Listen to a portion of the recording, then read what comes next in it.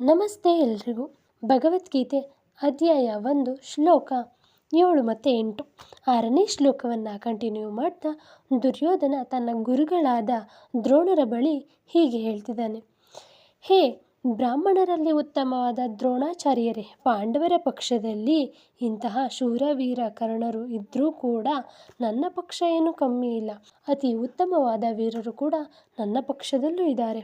ಅವರು ಯಾರು ಅಂತ ಹೇಳಿದರೆ ದ್ರೋಣಾಚಾರ್ಯ, ಭೀಷ್ಮ, ಕರ್ಣ, ವಿಕರ್ಣರು, ಅಶ್ವತ್ಥಾಮ, ಸೋಮದತ್ತನ ಮಗನಾದ ಭೂರಿಶ್ರವ ಇಂತಹ ಮಹಾ ವೀರರು ನನ್ನ ಪಕ್ಷದಲ್ಲಿ ಇದ್ದಾರೆ. ಇವರು ಯುದ್ಧವನ್ನು ಗೆದ್ದುನೇ ಒಂದು ಹಿಸ್ಟ್ರಿಯನ್ನು ಕ್ರಿಯೇಟ್ ಮಾಡಿದ್ದಾರೆ ಅಂತ ಗರ್ವದಿಂದ ಹೇಳ್ಕೊತಿದ್ದಾರೆ.